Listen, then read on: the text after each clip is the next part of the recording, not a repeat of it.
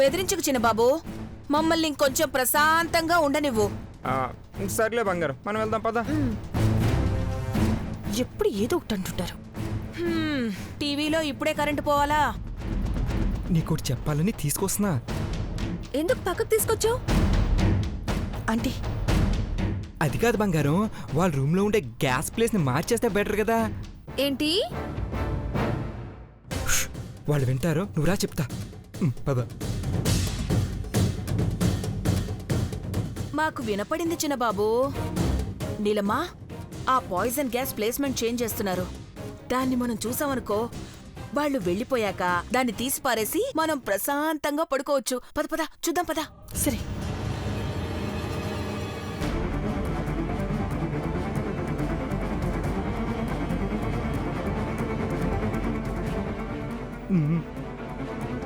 ఎక్కడంటే వీళ్ళు? రూమ్ లోకి వచ్చారు కదా, ఎక్కడ లేరేంటి? వాళ్ళు బాత్రూమ్ లో దాక్కున్నారనుకుంటా. వెళ్ళి చూద్దాం పద. రా. బాత్రూమ్ లో ఎందుకుంటారు వాళ్ళు? చెప్పాను కదా లేరని. ఎక్కడుండుంటారు?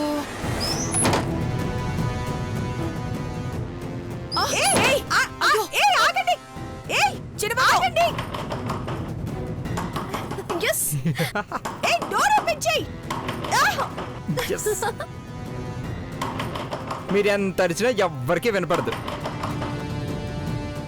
గుడ్ నైట్, స్వీట్ డ్రీమ్స్ బాబోయ్. పద. మహి, డోర్ ఓపెన్ చేయి. తలుపు తీసిన బాబు. అయ్యో, పాయిజన్ గ్యాస్ పీల్చి చచ్చిపోతామయ్యా. తలుపు తీయండి. అయ్యో, గ్యాస్ బాటిల్ చూద్దామని చెప్పి లోపలికి తీసుకొచ్చావంటే ఇప్పుడు చూడు, ఇదంతా నీ వల్లే. చిన్నబాబు మనల్ని చంపేయాలని కంకణం కట్టుకున్నాడు అనుకుంటా నీలమ్మ. సరే, డోర్ ఓపెన్ చేద్దాం ఫస్ట్. చిన్నబాబు.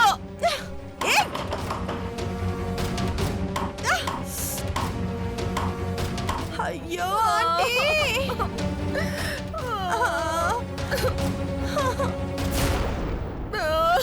చేసిందంతా చేసి ఇక్కడ కూర్చున్నావేంటి?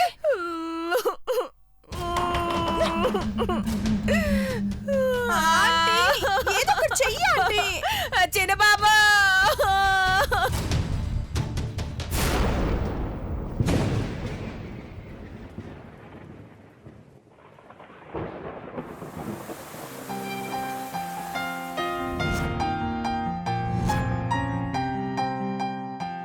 పార్వతి, ఈ కష్టాలన్నీ ఎన్నాళ్ళు భరిస్తావు? ఏ సుఖం లేకుండా జీవితం గడుపుతున్నావు. ఈ టైంలో అందరు నిద్రపోతుంటారు, కానీ నా కనుపాపల్లో నువ్వే కనపడుతున్నావు. నిద్ర పట్టడం లేదు పార్వతి.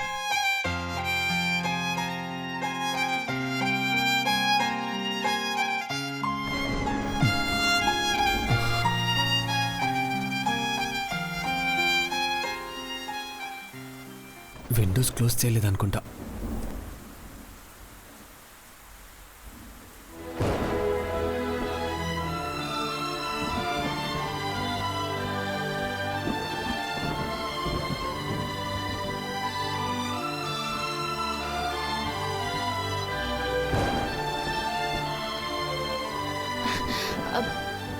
పెద్దబాబు గారు, పెద్దబాబు గారు. పార్వతి, బయట వర్షం పడుతుంటే కిటికీ కాడ నించుని ఏం చేస్తున్నారు? నా పక్కన నువ్వు ఉంటే బాగుంటుంది అనుకుంటున్నాను పార్వతి. పడుకున్న నిన్ను డిస్టర్బ్ చేయడం ఎందుకని ఇక్కడే నించున్నాను. ముందు కిటికీ వేయండి పెద్దబాబు గారు. ఈ గాలికి జలుబు వస్తుంది, జ్వరం వచ్చినా వస్తుంది. ఉండనివ్వు భారతి, జలుబు వస్తేనైనా దుప్పటి కప్పుకొని నాతో పాటు నువ్వు కూడా ఆవిరి పీలుస్తావు కదా. ఏమైనాది? ఎందుకిట్ట మాట్లాడుతున్నారు? నేను బెడ్ మీద పడుకున్నా ముళ్ళ మీద పడుకున్నట్టే ఉంది పార్వతి. నువ్వు కింద పడుకున్నావు, నన్ను దూరంగా పెట్టేశావు. నాతో సరిగ్గా మాట్లాడట్లేదు కూడా. పెద్దబాబు గారు, ఎందుకిట్ట బెట్టు చేస్తారు? ఆరోగ్యం జాగ్రత్తగా చూసుకోకపోతే నేను సరిగ్గా చూసుకోవట్లేదని చెప్తున్నారు. పార్వతి, నువ్వు ఈ గదిలో ఉన్నా దూరంగానే ఉన్నట్టు అనిపిస్తుంది. అందుకే బాధేస్తుంది.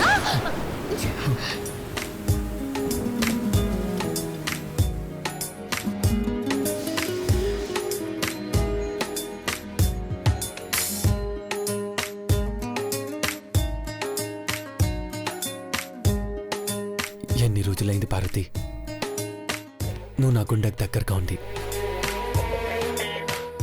పెరుగు పెద్ద పర్లేదు, నువ్వు నాకు ఇలా దగ్గరగా ఉంటే. మీ తలపైన చేతులు ఎట్టాలి. ఎందుకు పార్వతి? నాకన్నా మీరే ఎత్తుగా ఉన్నారు కదా, పిడుగు పడుతుందేమోనని. నువ్వు భయపడకు పార్వతి, ఈ ఇంటి మీద పెడుగు పడ్డా ఏం కాకుండా జాగ్రత్తలు తీసుకున్నారు. అంటే ఏం కాదు పెద్దబాబు గారు. ఏమీ కాదు,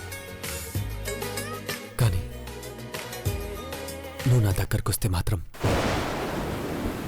ఆ పెడుగు శబ్దం కన్నా ఎక్కువగా నా గుండె చప్పుడు వేస్తుంది.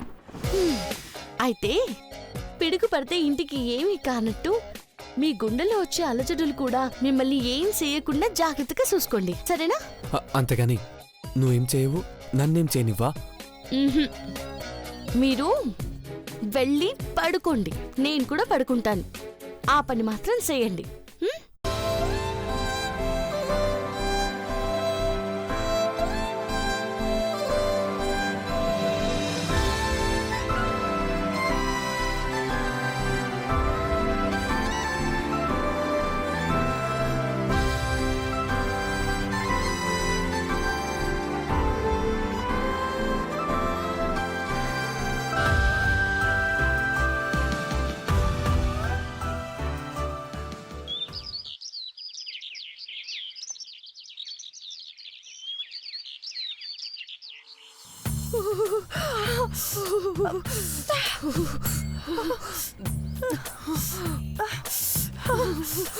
ఆంటీ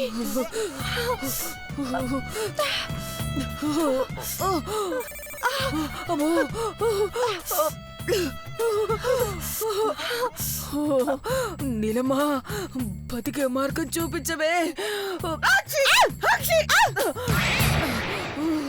కొంచెం నెమ్మదిగా తుమ్మొచ్చు కదా నీ అంకమ్మ. బెడ్షీట్ మొత్తం ఎగిరిపోయింది చూడు. ఇంకేం ఎగరలేదు కదా, అసలే టైం బాలేదు, ప్రాణాలే పోయేలా ఉన్నాయే. ఏడు పాప అంటే నువ్వు అటువైపు తిరిగి తుమ్మచ్చు కదా. జ్వరం కూడా వచ్చినట్టుందంటే. చావు కళ కనబడుతుంది, వెంటనే టాబ్లెట్ వేసుకోపోతే పోయేలా ఉన్నావు. అమ్మో, రూమ్ లో టాబ్లెట్స్ లేవు కదా అంటే. తలుపు తీసే భగవంతుడెవరే, ముందు నుయ్యి వెనక గొయ్యి అంటే ఇదే. చిన్నబాబు, తలుపు తీసి పుణ్యం కట్టుకోవయ్యా. కాఫీ టీలు కూడా తాగలేదు. పాయిజన్ గ్యాస్ ఎఫెక్ట్ అంటే ఇది, అందుకే ఇలా వణుకుతున్నా. చలి జ్వరం తుమ్ములు వస్తున్నాయి. అంటే త్వరగా ఈ గది నుంచి బయటపడాలి. అంటే లేచే ఉంటారు. తలుపు కొడితే ఎవరైనా డోర్ తీస్తారేమో పద అంటే. చలిస్తుందంటే.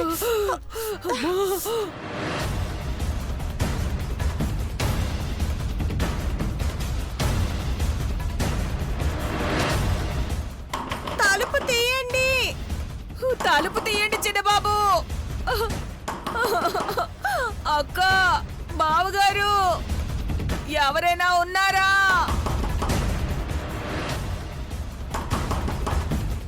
తలుపు విరగొట్టేలా ఉన్నారు. వీళ్ళని విడిచిపెడితే రెచ్చిపోతారు బంగారం. చూద్దాం పద. జాగ్రత్త. ఏయ్, ఎందుకలా తలుపులు బాధేస్తున్నారు? బాగా జ్వరంగా ఉంది చిన్నబాబు. ప్లీజ్ డోర్ ఓపెన్ చేయండి. పార్వతి ప్రాణాలు తీయడానికి పాయిజన్ గ్యాస్ పెట్టావని ఒప్పుకోండి, అప్పుడు తీస్తాం. మేం చెయ్యని తప్పుకి మేమెందుకు ఒప్పుకోవాలి అసలు? అయితే ఇక్కడే చావండి. మీరు ఒప్పుకున్నా ఒప్పుకోకపోయినా మీ చావు ఖాయమైంది. రోగం మొదలైంది కదా. ఎన్ని రోజుల్లో చచ్చిపోతాను చిన్నబాబు. ఆంటీ, నువ్వు నోరు మూసుకొనుండు. టిఫిన్ తిని కాఫీ తాగితేనే గాని మనశ్శాంతిగా ఉండదు. కుదరదు. ఇంట్లో పూజ అయ్యాక తినాలని తెలుసు కదా. అబ్బా, మేం పూజ చెయ్యం కదా. మీరు స్నానమే చేయరు, పూజ చేస్తారా? ప్లీజ్ ఐశ్వర్య, డోర్ తీ ఐశ్వర్య. ప్లీజ్ ఐషు, నీకు దండం పెడతానే. మేము తీయము. మేము చస్తావే. చస్తే చావండి. మహి, వాళ్ళు పోయాక శవాల్ని బయటికి తీద్దాం పద. Have a good day. బా, ఇప్పుడేం చేద్దామే నీళ్ళు? చెప్పారు కదా చావమని. అంటే చావడం ఖాయమా? ఆంటీ ప్లీజ్ ఆంటీ, చిరాకు తెప్పించుకో. ఇక్కడ నుంచి బయట పడితే ఆ పార్వతితో పాటు ఐశ్వర్యని కూడా లేపేయాలన్నంత కోపంగా ఉంది నాకు. ఆంటీ, చిన్నబాబు, అంకుల్. ఆక్! అమ్మా! ఏంటంటే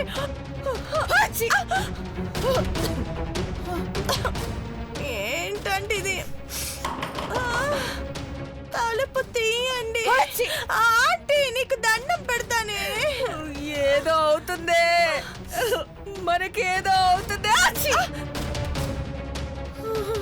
ఓ, ఏంటిది? ఆంటీ, ఆహా!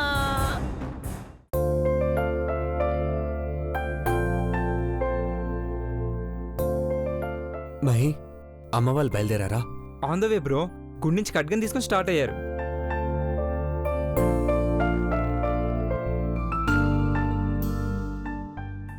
మహి, చిన్నబాబు, చిన్నబాబు, మహి, డోర్ ఓపెన్ చేయి మహి. ఐషు,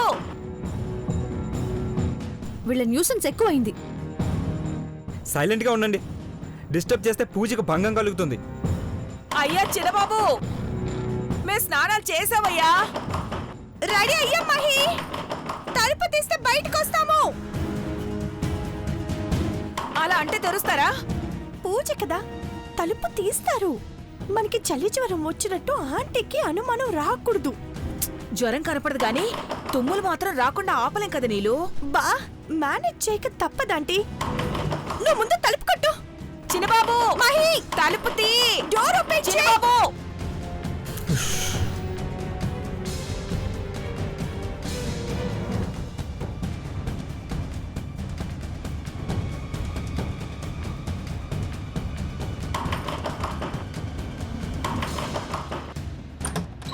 ఎందుకలా కొడుతున్నారు? బయటికి రావడానికి రెడీ అయ్యాం.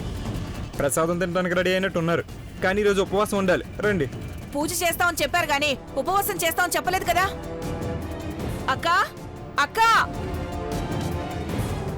అక్క, అక్క, అక్క, ఎక్కడికి వెళ్ళావు? ఆంటీ గుడికెళ్లారు.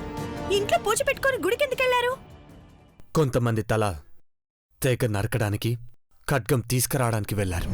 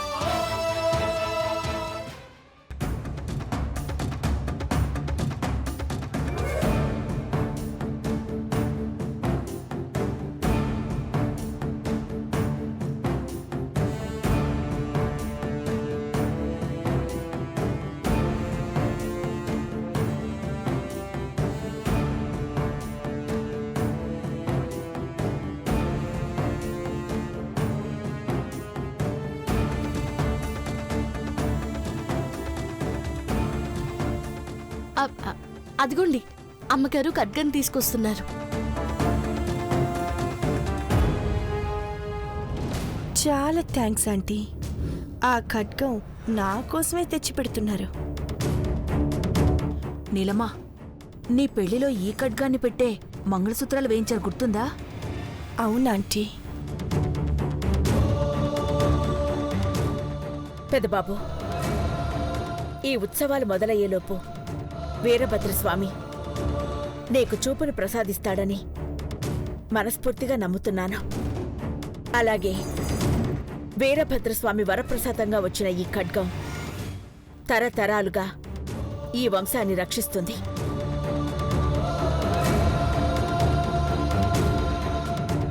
శత్రు సంహారం జరగాల్సిన ఈ సమయంలో ఈ ఖడ్గం రక్తాన్ని కోరుకుంటోంది.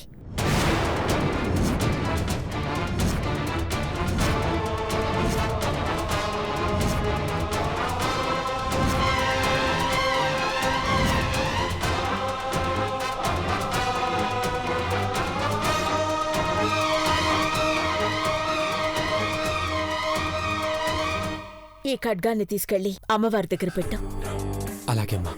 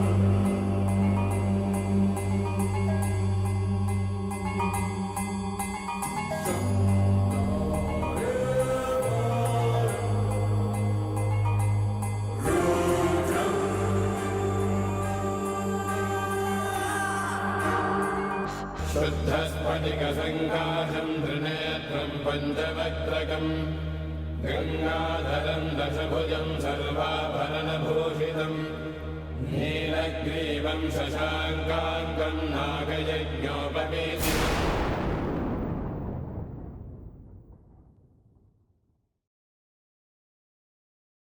ఖడ్గాన్ని అక్కడ పెడితే ఇక కొబ్బరికాయ కొట్టి మంగళహారతి ఇవ్వడమే. పూజ ఎలా చేయాలో తెలియని వాళ్ళు మధ్యలో మాట్లాడకూడదు. ఆంటీ ఊరుకో. ఉత్సవాలు పూర్తయ్యే వరకు ఈ ఖడ్గం ఇంట్లో పూజలు అందుకుంటూనే ఉంటుంది. ఏ మాత్రం తేడా వచ్చినా బలైపోతారు. జాగ్రత్తగా ఉండండి. అమ్మా ఐశ్వర్య, పార్వతి, పాటతో పూలతో అమ్మవారిని స్తుతించండి.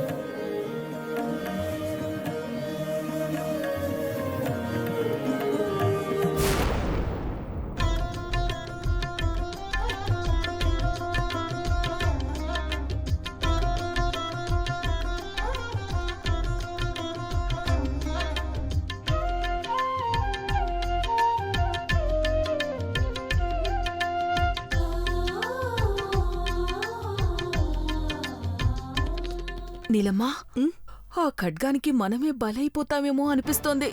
ఏం మాట్లాడుతున్నావు అంటే నోరు మూసుకున్నట్టు. ఏంటి భాబీ గుసగుసలు? భయపడుతున్నారనుకుంటా మహి.